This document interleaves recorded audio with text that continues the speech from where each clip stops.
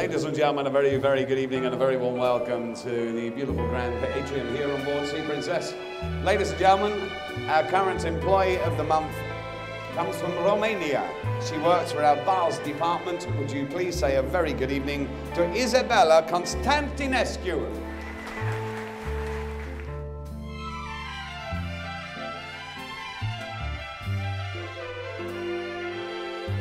Staff captain and second in command here on board Sea Princess from Italy, Michele Bartolomei.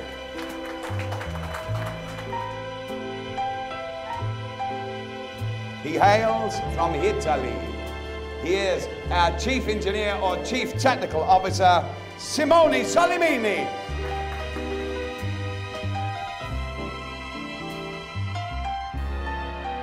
And now, ladies and gentlemen, our staff engineer, all the way from Scotland, please welcome Thomas Sterling.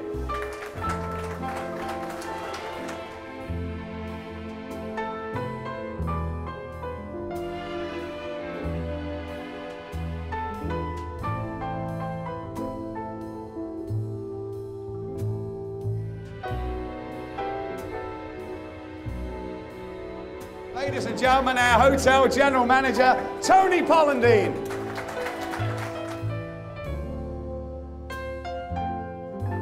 Would you please welcome Dr. Frederick Legrange from South Africa. Ladies and gentlemen, from Italy, our first purser in charge of administration, Giancarlo Cappa. Ladies and gentlemen, this lovely lady comes from Scotland. She's our purser in charge of food and beverage, Karen McIntosh. He comes from the Midlands in England. Ladies and gentlemen, our accommodation services manager is Brian Sherwood. He is our multi-award winning executive chef from France, Christian Carbillet.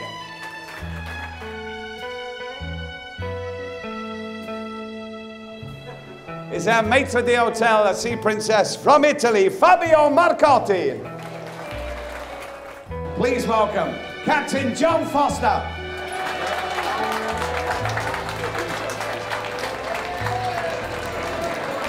Good evening, everybody. Good evening, everybody. That's more like it. How are you doing? And ladies and gents, it is the captain's welcome on board dinner. Now, you must enjoy it because I've been in the galley all day slaving away making this for you. So it's been my pleasure talking to you. I'll hand you back to Billy and have a great evening and a wonderful cruise. Thank you. Ladies and gentlemen, that is the master of the Sea Princess, Captain John Foster. Thank you, Captain.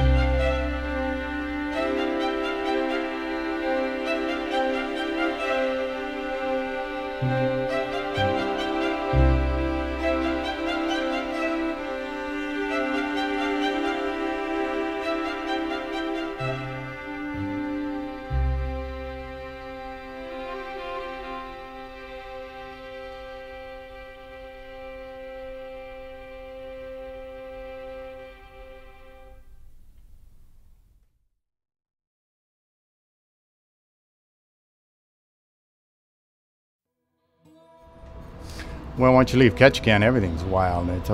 Ketchikan is on an island, and 10 minutes out of Ketchikan by air, you're in wilderness area where there are no roads, no towns, no houses, no buildings, nothing. It's just all wilderness.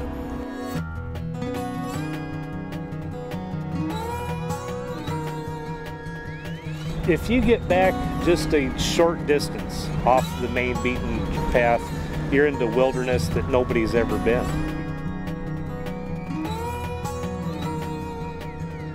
Having been to school down in other states and seeing the way it is down there, I had an entirely unique upbringing, and it was awesome. Yeah, and I wouldn't trade it for anything.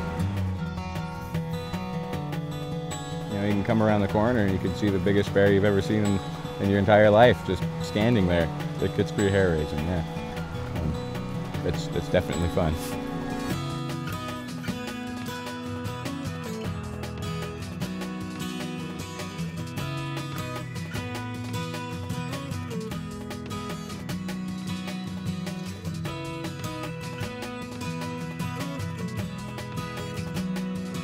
Well, most people might disagree with me, but I like it on a rainy, cloudy day. If you're doing a misty tour, it just adds a lot of mystery to it. If you can't see the tops of every single mountain, and there's a lot of little mist hanging around and a lot of waterfalls.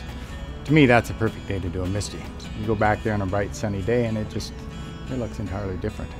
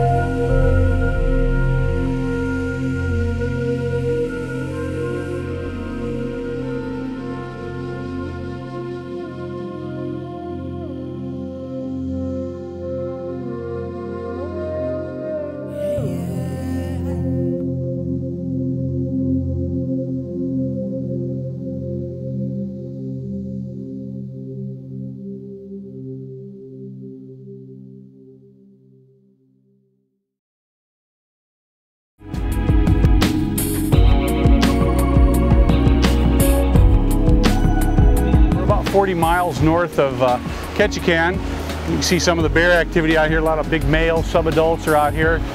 Pan to the right here, you'll see some of the other ones.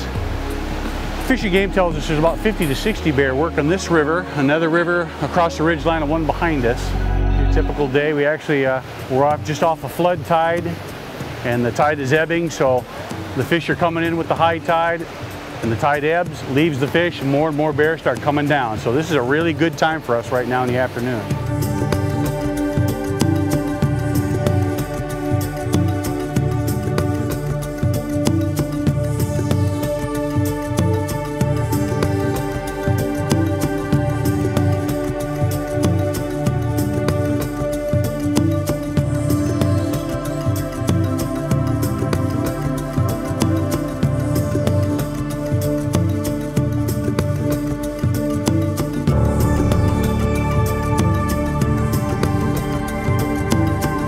Titan. He's about 10 years old. Know him, huh? He's got a big white chest blaze. He's one of the dominant bears on the river. You're about 60 foot from him. You were asked about 90? Yeah. This is 60 foot. That's a 300-pound bear in front of you.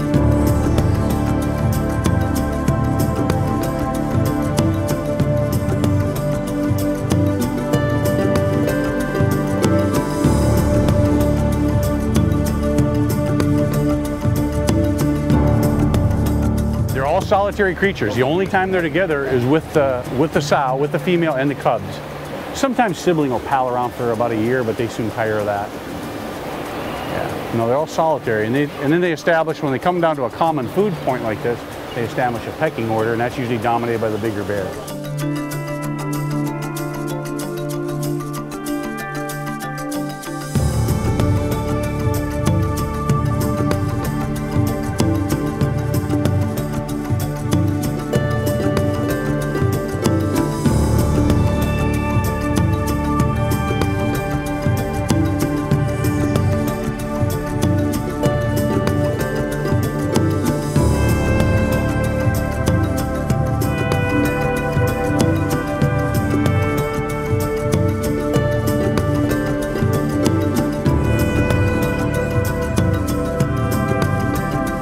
That's his favorite fishing hole right there, the first falls. And what he's waiting for is a salmon to come up there and stall ever so. And then boom, he's right on him. He gets right on him. And they're targeting, if you maybe notice if you watch them for a while, they're targeting female salmon. They want the female salmon for the eggs they have inside of them. As you know, when they hibernate, fat really does them, the protein does them no good. They need the fat.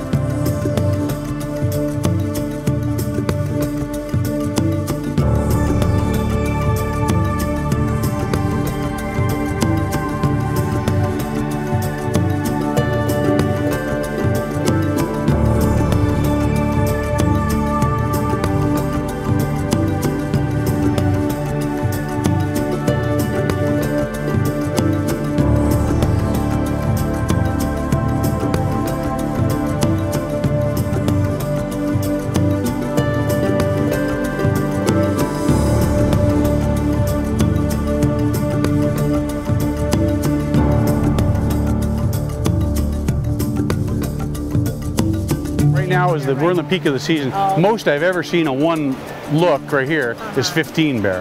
That's the most I've ever seen. So we're half of that already. Yeah.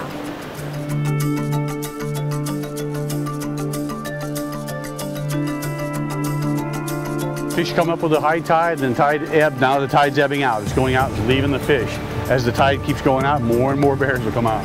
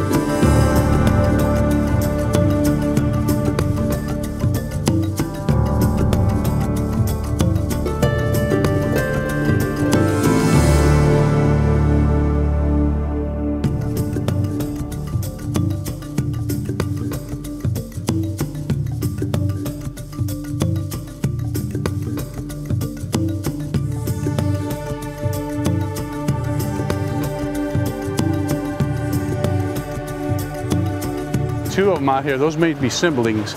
See them, they're real close proximity, they may wrestle a little bit. And those are siblings, those are twins.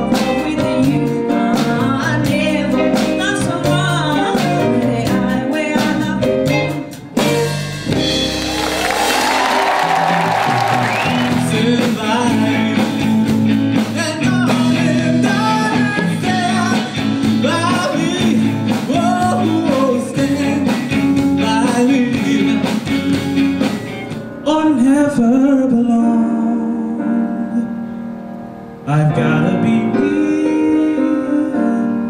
I've gotta be me. What else can I be but what I am?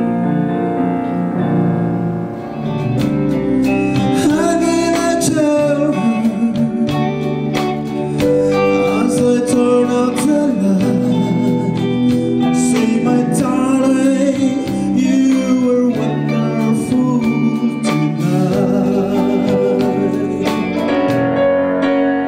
If we both were born in another place and time, this moment might be ending with a kiss. But there you are with your hand, here I am with mine. So I guess we'll just be leaving it at this.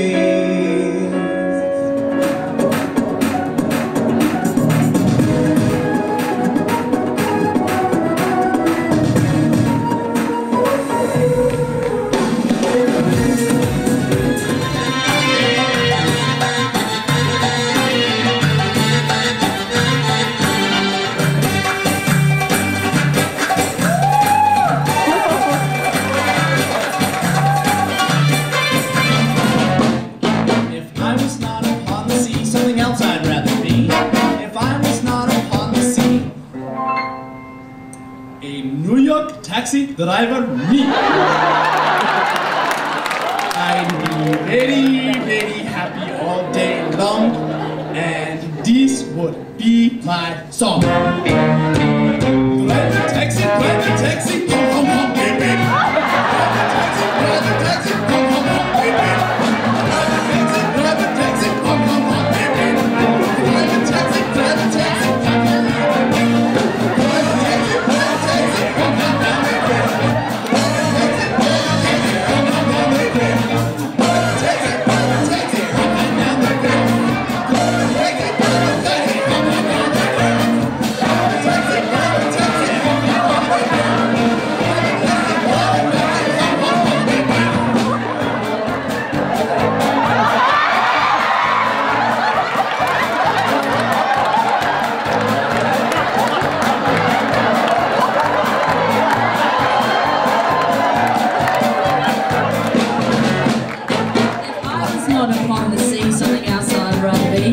If I was not upon the sea, Lorena Bobbitt me. I've been miserable all day long, and this would be my song. Close your eyes, I'll get you down to size. Close your eyes, I'll get you down to size.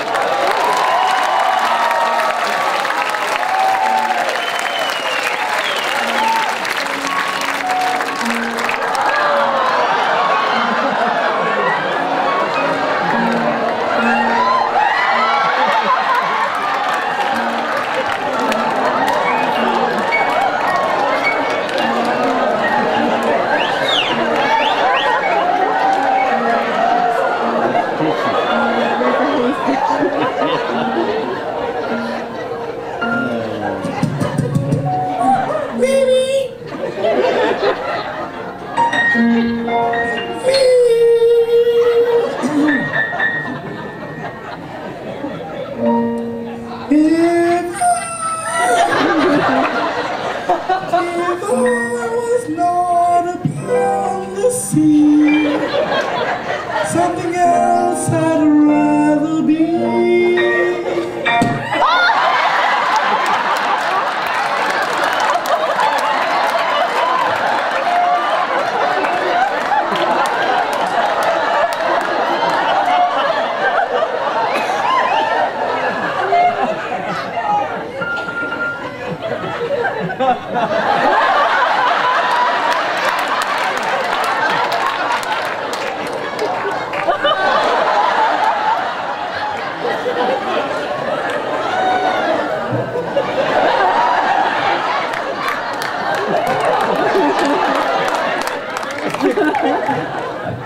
There you go, ladies. Always walk with a spare. If I was not upon the sea, the ballerina me, I'll be happy.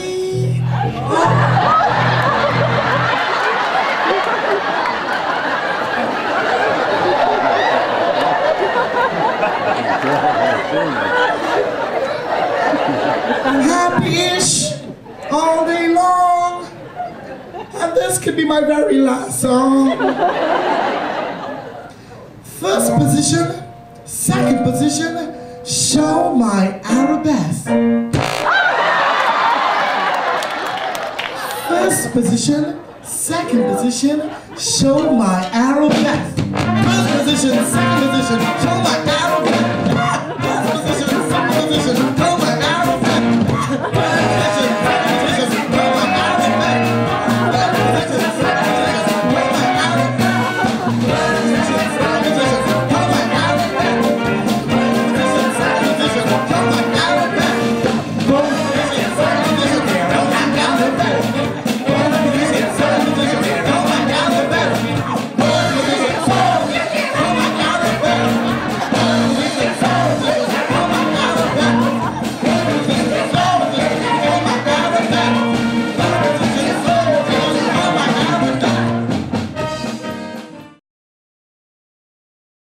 live in the big city, you know, you don't really get to experience that. You know, you're surrounded by the concrete jungle. When you come to Alaska, you are surrounded by wilderness.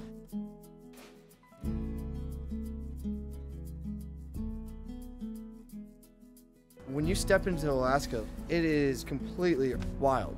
I mean, it's so funny because people ask, oh, where are the bears? Like, we are really where they are. This is like, you can't get, you're not in a zoo, this is where they're from. So it's a pretty amazing place. That's why I came.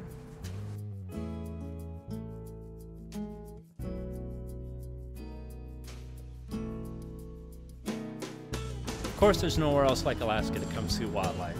You know, where else are you going to be able to see bears, salmon, whales, all in the same day?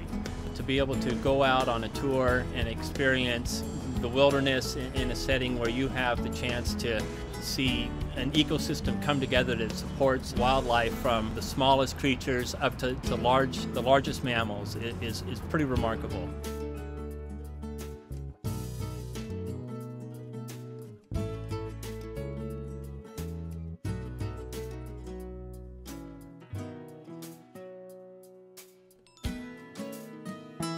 You live in a town that's land and water locked, it's the capital city, and it's Alaska. It's so awesome to be able to go outside of your state and tell people where you're from.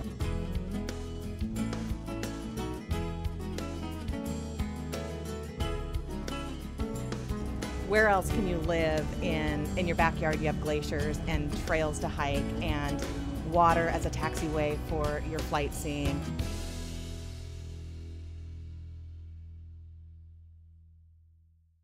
It was August 10th of 1996. We've been in full operation ever since.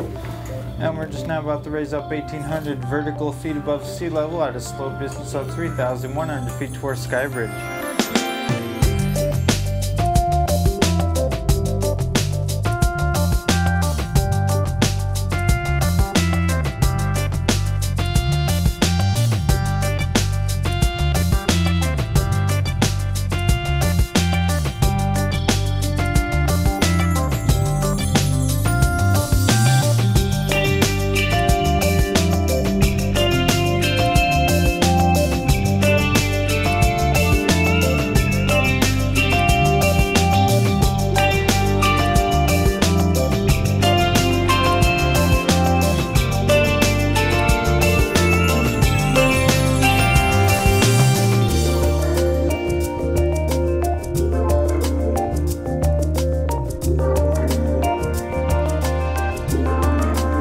Lady Baltimore, and 3 years ago she was shot through her right wing and through her beak, and the impact of the bullet through her beak caused blindness in her left eye as it detached that retina. So she doesn't have good depth perception with only one working eye, so she tends to run into things and wouldn't be able to hunt for herself. And the injury to her wing doesn't let her fly higher than about 5 feet in the air as well. So she can't be released to the wild because she wouldn't survive on her own. So the Juneau Raptor Center takes care of her now.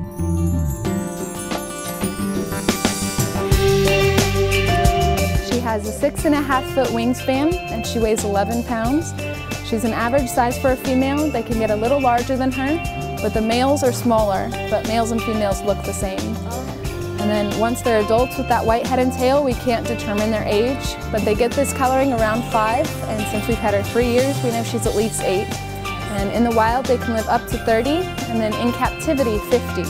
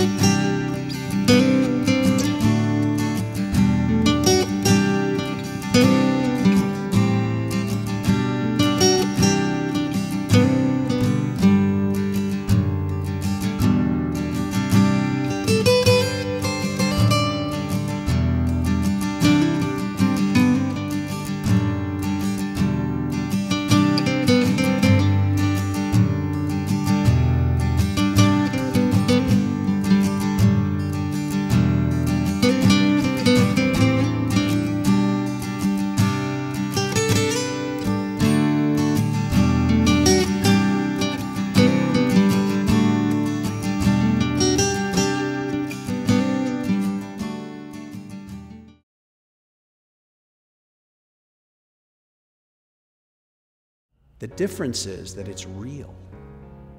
This is not some Disneyland candy-coated dance hall dream thing. This is real. The core of these buildings are the real structures.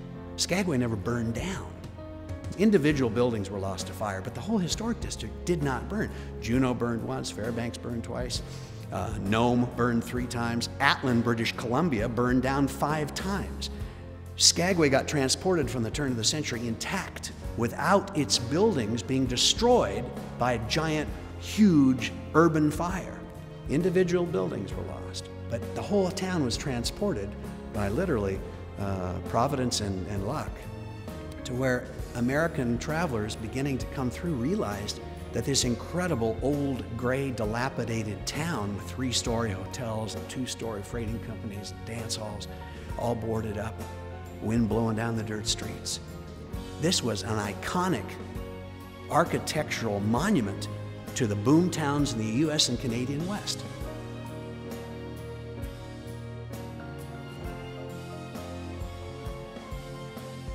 This town exemplified the Alaska-Yukon Gold Rush, unlike any other place that existed.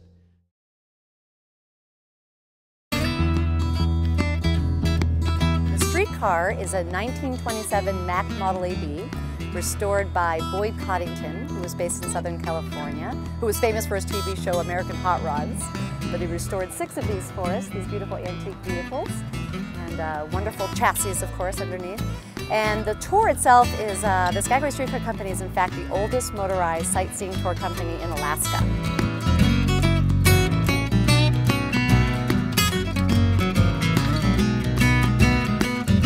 We'll be following the same path that Martin Itchen took in 1923 when he took U.S. President Warren G. Harding on the very first sightseeing tour of Skagway, Alaska. We head to our Clubhouse Theater for a 20-minute command presentation, multimedia and slideshow, and then we'll head out to the Gold Rush Cemetery where we reenact the shooting of Skagway's villain, Soapy Smith, and we'll head up to the Scenic Overlook, a historic World War II observation platform which gives you a bird's eye view of Skagway.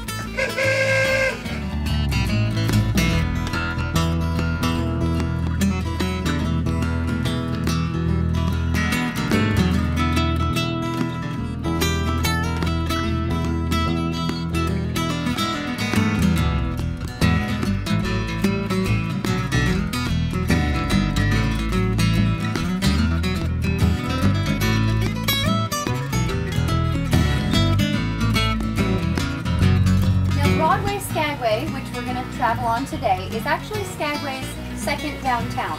The first was 5th Avenue. And when the train tracks were laid right here in this residential neighborhood on Broadway, business owners on 5th Avenue realized that their businesses weren't going to be visible from the train.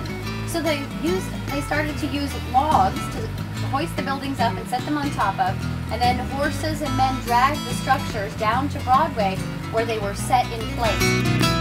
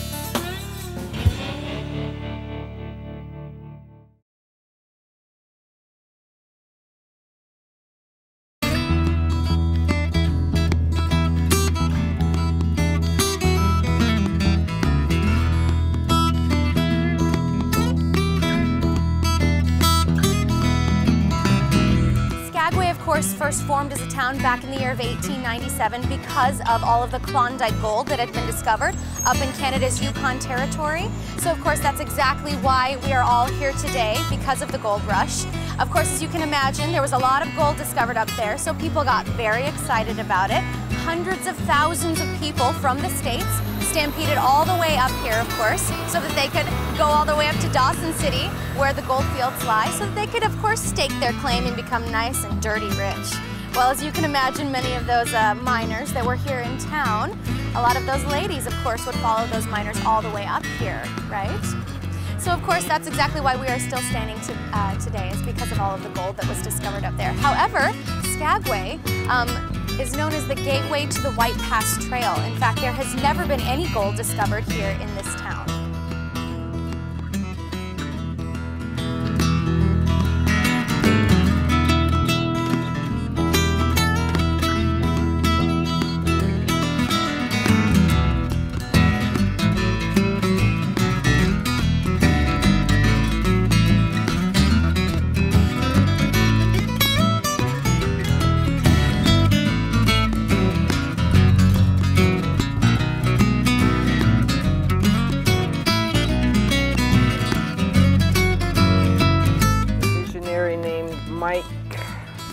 Mike Heaney thought it would be a good idea to put a railroad through the White Pass. So he went over to England and talked to a variety of backers and put together a package to build a railroad. And in 2 years, they had hacked out a railroad from Skagway to Whitehorse using dynamite and pickaxes.